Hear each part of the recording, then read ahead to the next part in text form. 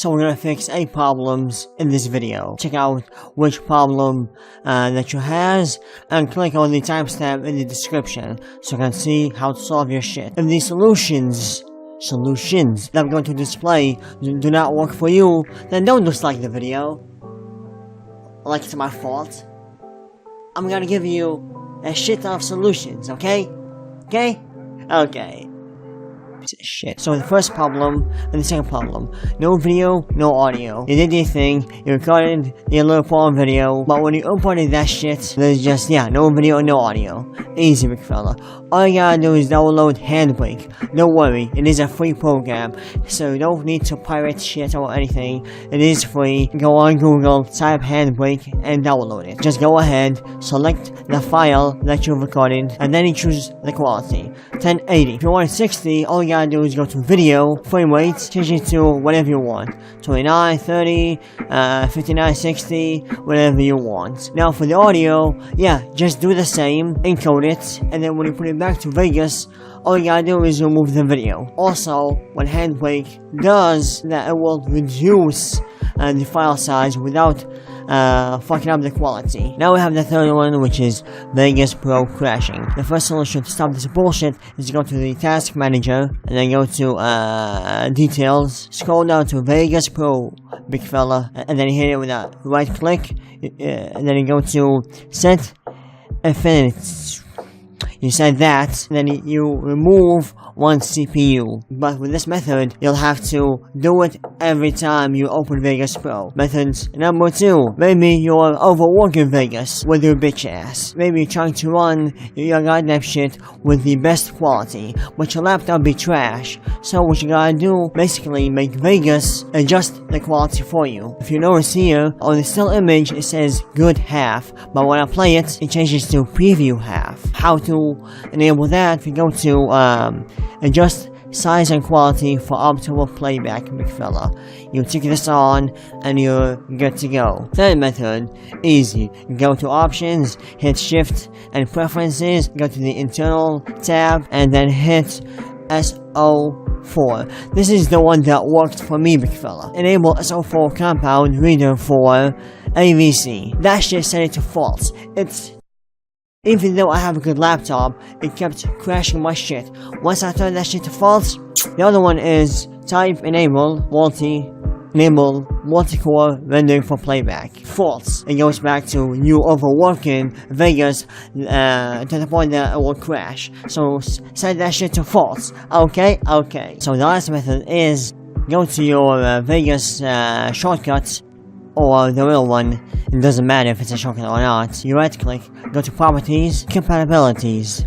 Run this program in compatible mode 4, and you enter Windows Vista. That might help, big fella. That might help. Moving on to the preview lag. You're out here editing, and this shit is trash. So the Vegas Pro crash problem and the preview lag problem share similar methods. The first method is that you gotta let Vegas choose the quality for you. All you gotta do is right click on your video preview, tick adjust size and quality for optimal playback. This will make Vegas play the video with no lag. In the still image, Vegas put good at half, but when I play it, it switches to preview half to avoid any lag. That's the first method. Secondly, go to options, preferences, big fella, and go to video tab. Here, you switch off your GPU acceleration of video processing. Switch it out, big fella. You don't even need it. If it's still happening, that bullshit, switch it to 0. And if that shit did not work, go to options, hit shift and preferences, go to internal, hook up SO4. Enable SO4 compound, false, trash, that, and enable multi-core render for playback, and that shit to false. The fifth one, which not a lot of people have it, and there's no fix for it, but your boy is here with a solution. The glitches in editing and rendering. Some people have glitches in editing, and some people have it in rendering, and some people both. Your boy, both. As you can see here, with this bullshit ass, and there's one right here, above my eyebrow. You see that? See that? A 60 FPS video can go to 30, but 30 cannot go cannot go up to 60. So my facecam footage be 30 FPS, and my gameplay footage be 60. And when I render in 60, the 30 cannot go up to 60. Where can it add those extra 30 frames? It'll just shove them right in and cause glitches, big fella. That is the main reason. You can fix that by purchasing a good ass camera. I'm recording with my goddamn iPhone 7, and the 60 FPS option for my iPhone 7 does not work. I need to contact support for that shit. When you put the footage in Vegas, you gotta make sure that Vegas settings and the file settings are the same. So you gotta go to the settings of the video preview in this bitch. You hit up the 30 FPS. You make sure that it's 30. For me, this button start a new project with these settings do not work, because when I start a new project and I add my gameplay footage first, which is 60 FPS, it will switch to 60. You gotta make sure that that shit says 30. And if you're in my situation, so if you're like me and you have 60 and 30 in the same video, sometimes you just gotta make sacrifices and render them in 30 FPS. There's no solution that will remove all glitches 100%. I've searched everywhere. This is the best that they can get. And also the glitches happen in this clip because I am dragging the cursor hella fast. Because if you play the footage back, you'll notice that there's no glitches except for this bitch ass one. But see, that shit won't appear in rendering, big fella. And trust me, I had a shit ton of glitches, and that shit reduced it 90%. I don't bullshit. Moving on to problem number 6. Render crash. You're rendering, bam! So you wanna render your shit 60, 30, and a crash happens. For me, never did, but I can tell you the goddamn solution. So the first method is that you go to a Vegas shortcuts. It can be on the desktop, for the main folder, doesn't matter. You right click, you go to properties, you go to compatibilities, and you run this program in compatible mode. You head it up, you choose Windows Vista. Why Vista? Don't ask me. That's just what everybody does.